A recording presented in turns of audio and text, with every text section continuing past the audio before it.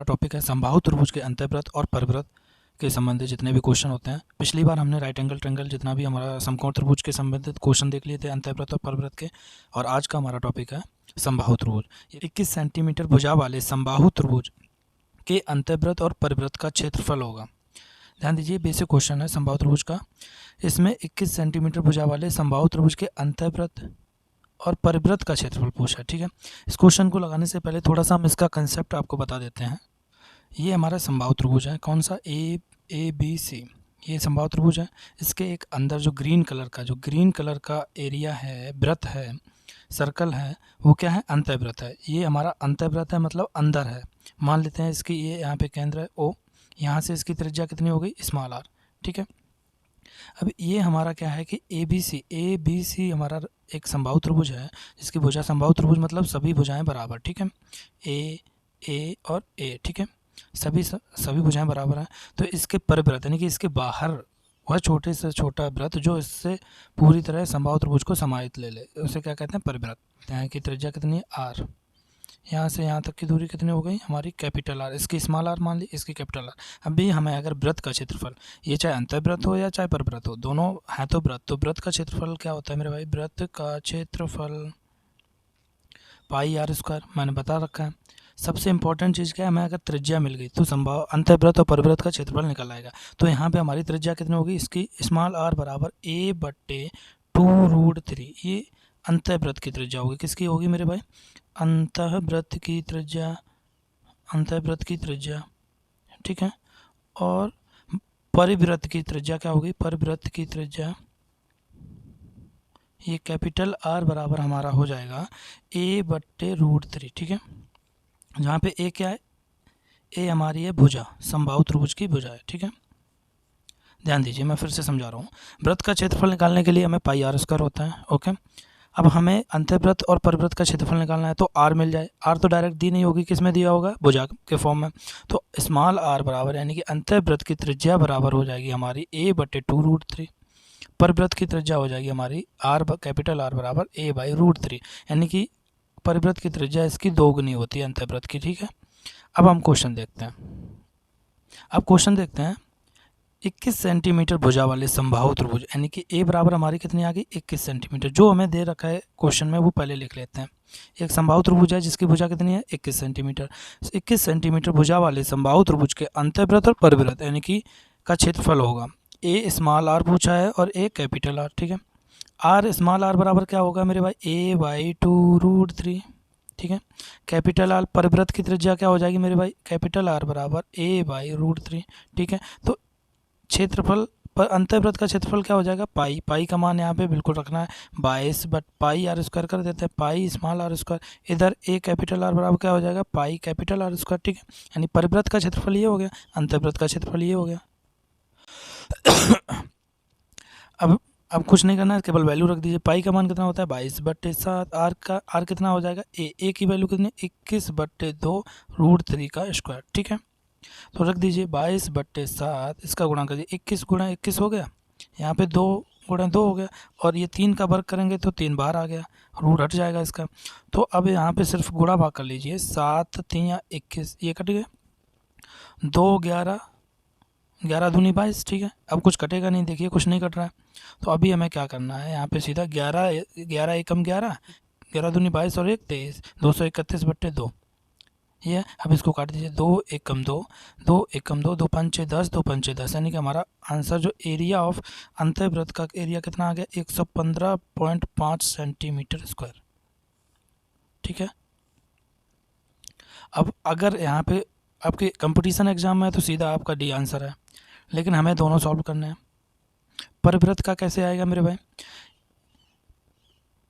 पाई का मान कितना हो गया, 22/7। आर स्मॉल आर की वैल्यू a/√3, ए की कितने है, ए की वैल्यू क्या, 21/√3 का स्क्वायर। ठीक है, रख दीजिए वैल्यू 22/7 × 21 हो गया, ऊपर वर्ग किया, और ये नीचे √3 से इसका वर्ग करेंगे तो 3 आ जाएगा। ठीक है, यानी कि रूट हट जाएगा, तो 7×3=21, ये कट गया। अभी सीधा इसका गुणा कर लीजिए, 22 एकम 22, हाथ से लगी 2, 22 दूनी 44 और 1 44 और 2 46, 462 सेंटीमीटर। तो हमारा आंसर क्या आ गया, अंतर्वृत्त का क्षेत्रफल 115.5 और परिवृत्त का क्षेत्रफल कितना हो गया 462। तो हमारा आंसर ए नहीं है, बी नहीं है, सीधा डी आंसर, ये हमारा आंसर सही है। और फिर से मैं एक बार बताना चाहूँगा, सीधा यहाँ पे आपको केवल त्रिज्या करना है। अंतर्वृत्त की त्रिज्या क्या हो जाएगी जाके, ए क्या है हमारी संभावित त्रिभुज की भुजा a/2√3 और परिवृत्त की त्रिज्या क्या हो जाएगी जाके इसकी दोगुनी a/√3। बस इतना याद रखिए, आप क्वेश्चन कोई भी हो किसी भी टाइप का हो आप सॉल्व कर लेंगे। ठीक है, नेक्स्ट क्वेश्चन देखते हैं। ओके, अगला क्वेश्चन है, एक वृत्त में, ये थोड़ा सा लेवल को अप हमने किया इस बार। एक वृत्त में निहित एक समबाहु त्रिभुज का क्षेत्रफल 4√3 सेंटीमीटर स्क्वायर है, तो वृत्त का क्षेत्रफल है। अब ध्यान से पढ़िए, एक वृत्त में निहित एक समबाहु त्रिभुज है, यानी कि एक त्रिभुज जो है हमारा समबाहु, वो किसके अंदर है, वृत्त के अंदर निहित है। इसका मतलब ये क्या हो गया, समबाहु त्रिभुज का परिवृत्त। ये किसका क्वेश्चन है, परिवृत्त का क्वेश्चन है। ठीक है, ये समबाहु त्रिभुज के लिए क्या है, ये वृत्त हो गया, परिवृत्त हो गया। ठीक है, अब ध्यान दीजिए, एक वृत्त में निहित एक समबाहु त्रिभुज का क्षेत्रफल, यानी कि त्रिभुज का क्षेत्रफल कितना है, 4√3 सेंटीमीटर स्क्वायर। अब क्या पूछ रहा है, वृत्त का। ठीक है, ए कैपिटल आर पूछ रहा है आपसे। ठीक है, परिवृत्त का क्षेत्रफल पूछ रहा है, तो हमें क्या चाहिए, परिवृत्त के क्षेत्रफल के लिए भुजा, यानी कि ए का वैल्यू मिल जाए, हम परिवृत्त का क्षेत्रफल क्या हो जाता है, ए आर बराबर पाई कैपिटल आर स्क्वायर। ठीक है, यही होता है। अब हमें अगर आर बराबर क्या हो जाएगा, त्रिज्या बराबर क्या हो जाएगा, a/√3 ये होगा। हमें यहाँ पे केवल भुजा मिल जाए, अगर भुजा मिल जाए तो हमारा काम हो जाएगा। तो भुजा कहाँ से मिलेगी, यहाँ से। अब समबाहु त्रिभुज का क्षेत्रफल दिया है, यहाँ से समबाहु त्रिभुज का क्षेत्रफल क्या होता है, आपको अगर समबाहु त्रिभुज का क्षेत्रफल नहीं पता है तो जाके हमारे त्रिभुज वाले चैप्टर को देखिए। समबाहु त्रिभुज का क्षेत्रफल होता है √3/4 बराबर कितना दिया, 4√3। ठीक है, ध्यान दीजिए, समबाहु त्रिभुज का क्षेत्रफल उसने बोला 4√3 है, तो ठीक है, समबाहु त्रिभुज का फॉर्मूला लगा देते हैं, √3/4 बराबर 4√3। √3 से √3 कट गया, a² बराबर कितना हो गया, 16। तो a बराबर इसका वर्गमूल ले लिया 4 सेंटीमीटर, यानी कि भुजा हमारी कितनी आ गई, भुजा हमारी आ गई 4 सेंटीमीटर। ठीक है, अब यहाँ पे रख दीजिए भुजा बराबर, तो परिवृत्त का क्षेत्रफल क्या होगा मेरे भाई, परिवृत्त का क्षेत्रफल हो जाएगा हमारा पाई का मान 22/7, आर का मान यहाँ पे पाई का मान नहीं रखना है, क्योंकि यहाँ पे पाई ऑप्शन में है, तो पाई की मान पाई ही रखना है। आर की वैल्यू कितने हो जाएगी जाके 4/√3 का स्क्वायर। ठीक है, ए बराबर इसका स्क्वायर कर दिए, 4 चौगु 16 और बट्टे 3 का स्क्वायर 3 पाई। तो हमारा परिवृत्त का क्षेत्रफल क्या आ गया मेरे भाई, परिवृत्त का क्षेत्रफल हो गया है 16/3 पाई। ठीक है, कौन सा आंसर सही है, पहला आंसर सही, 16/3 पाई। ठीक है, मैं फिर से समझाता हूँ, इसमें कुछ नहीं किया, उसने थोड़ा सा लेवल को अप किया। डायरेक्ट आपको भुजा ना देके वो बोल रहा है क्वेश्चन कि आप भुजा पहले निकालिए। ठीक है, आपको भुजा निकालने के लिए क्या दे दिया है, क्षेत्रफल, समबाहु त्रिभुज का क्षेत्रफल। अब अगर आपको पता है समबाहु त्रिभुज का क्षेत्रफल कितना होता है, √3/4 बराबर कितना दे दिया, 4√3। √3 से √3 कट गया, a² बराबर 16 हो गया, a बराबर यानी भुजा बराबर हमारी 4 सेंटीमीटर यहाँ से निकाल ली।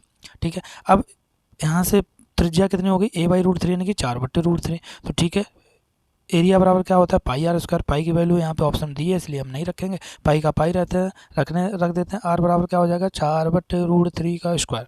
ए बराबर कितना हो गया, 4 चौको 16, 3 रूट बाहर आ जाएगा तो कितना हो गया, 16/3 पाई। अब यहाँ पे वो आपसे क्षेत्रफल की जगह ये भी बोल सकता था कि परिधि। ध्यान दीजिए, क्वेश्चन बनाने का तरीका, परिधि बराबर कुछ भी दे सकता था, मान लो 16 दे दिया, तो आपको यहाँ पे अगर परिधि दे देता तो क्या करते, आपको समबाहु त्रिभुज की परिधि कितनी होती है, 3a बराबर 16। त्रिभुज वाला आप एक बार चैप्टर देखिए, वहाँ से सारा क्लियर होगा। यहाँ पे हम केवल आपको अंतःवृत्त और परिवृत्त की कंसेप्ट को क्लियर करना है। तो यहाँ पे a बराबर 16, तो a बराबर कितना आ जाएगा, 16/3। ठीक है, तो किसी भी टाइप से आपको क्वेश्चन में घुमाया जा सकता है, चाहे परिधि दे चाहे क्षेत्रफल, जो भी देता है उसका फॉर्मूला रख दीजिए और बस वहाँ से भुजा को निकाल लीजिए। मैन है हमारा अंतःवृत्त और परिवृत्त में त्रिज्या का निकालना। त्रिज्या कहाँ से आएगी, समबाहु त्रिभुज में, उसकी भुजा मालूम होनी चाहिए। ठीक है, तो आई होप कि अब किसी भी टाइप का क्वेश्चन हो अंतःवृत्त और परिवृत्त का, चाहे समबाहु त्रिभुज का हो चाहे समकोण त्रिभुज का हो, समकोण त्रिभुज का पिछले वीडियो में हमने आपको बताया ही था, तो किसी भी प्रकार का क्वेश्चन अंतःवृत्त और परिवृत्त का हो वो आप लगा